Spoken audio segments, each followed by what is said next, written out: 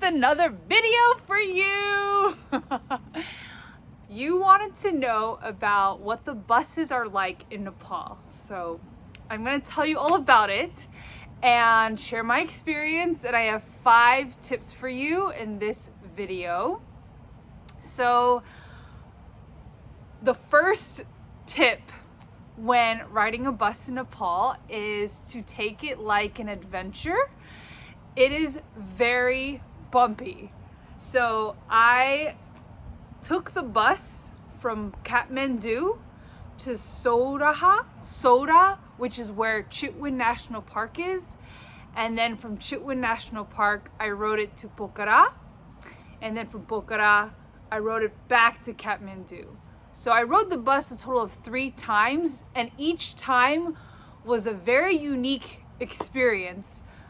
But a hallmark of the experience was definitely that the road conditions are quite bumpy. So if you're not a fan of like off-roading where it's like up and down, bumpy, then I probably wouldn't recommend it. It's very mountainous. The road conditions are not ideal. There's lots of potholes, lots of just like like sensations.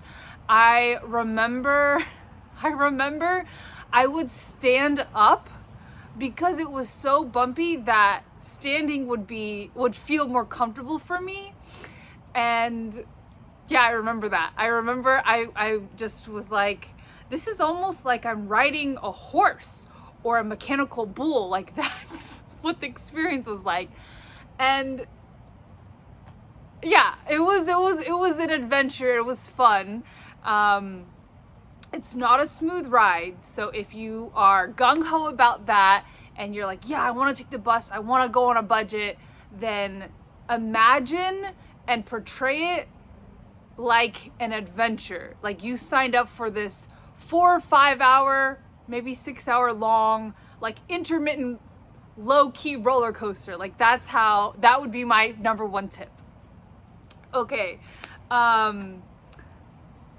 So I rode it 3 times, and I would tell you my biggest concern riding the bus was I was concerned that they wouldn't stop for the bathroom. I was worried about like having enough bathroom breaks, and I thought, oh, I have the whole drive, 4 or 5 hours, like we're not gonna stop at all.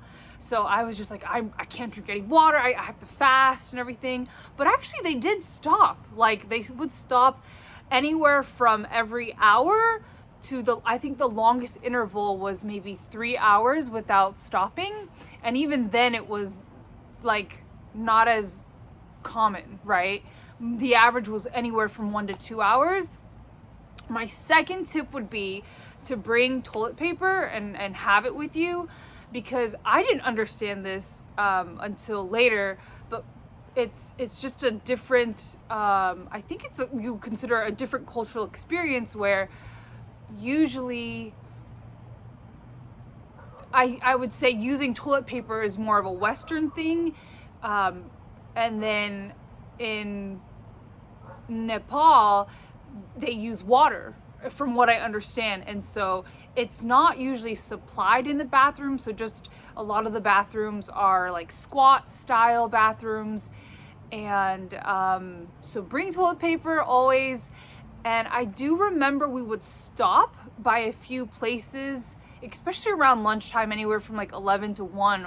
We stopped by food places, and then it was part of the toilet break, and you had like 20-30 minutes to stop and then also get food. And it was really good food, like a kind of a buffet style lunch line. So that was a fun experience, I will say, like just eating the food and I don't know, having that was really cool.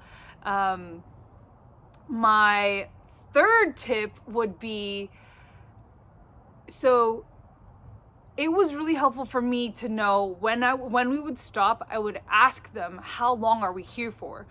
On average, if it was just a typical toilet break, it'd be, 5-10 minutes, just budgeting, max of 5 minutes, right?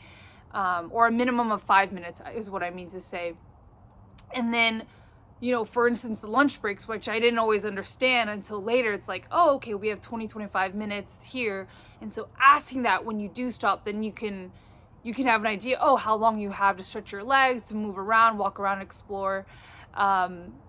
Usually on the bus, there would be the driver, and then there would be the person managing the people, the passengers. So he would like either collect tickets or assign seats of people coming in, because not everyone boards at the same exact time. We're picking up people along the way, and so that's the person that I would usually ask before I would get off. And then when I would get back on, I would always also, my other tip would be, I would ask the driver, okay, when is the next stop?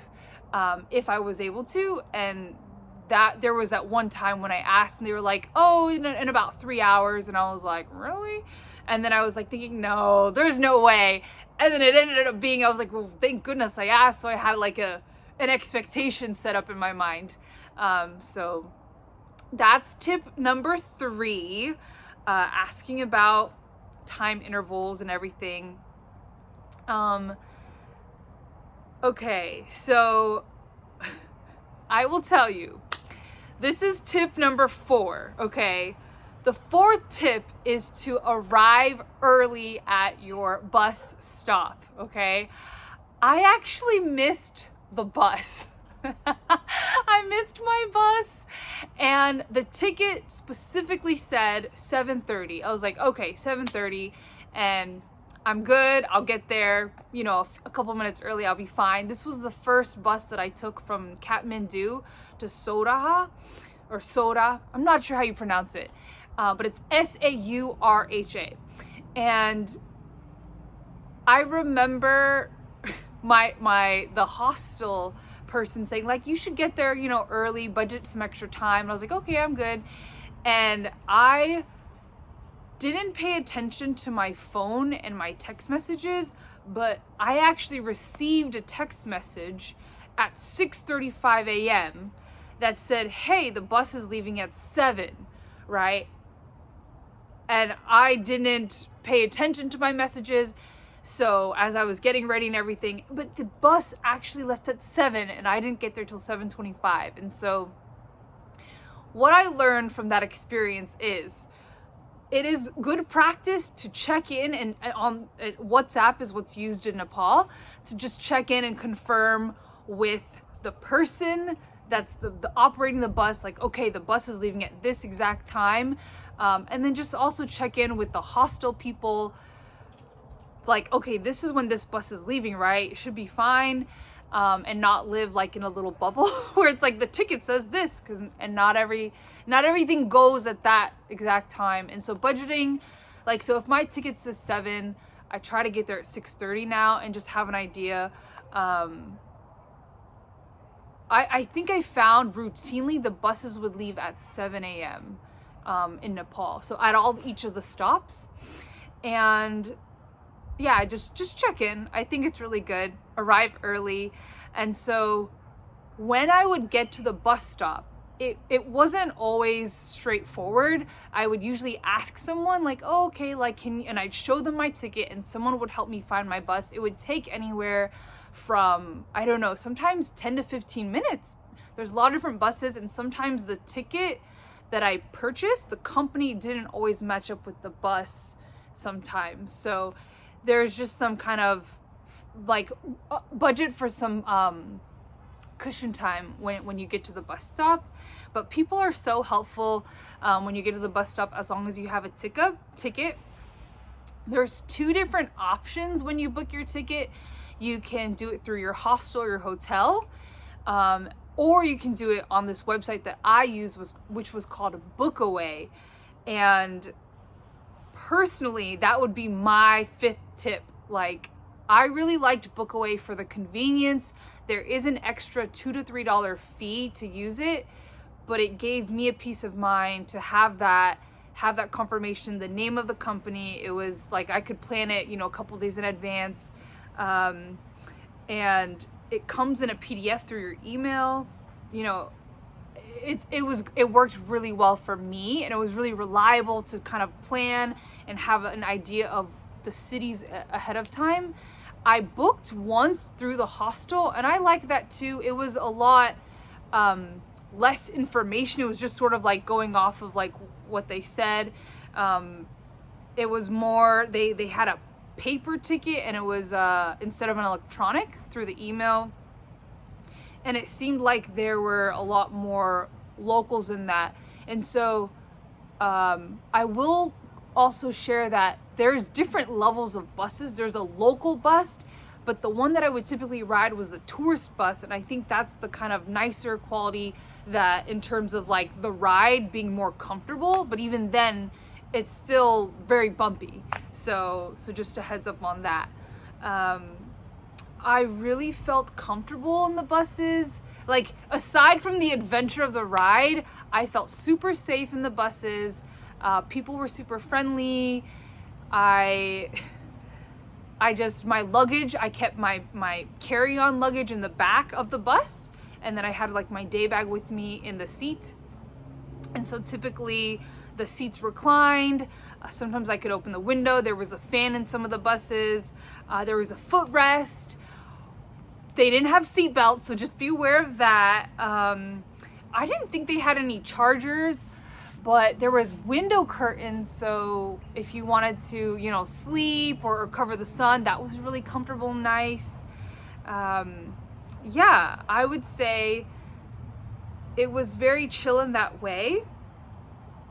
And so the other thing is, I thought that I had the option to pick my seat. So they had assigned me a seat, and I was like, well, can I sit in the back? Because I wanted to have a really nice window seat. And I realized, like, oh no, this is a little bit inconvenient. They have like a system that they're going off of, you know, as a single solo traveler.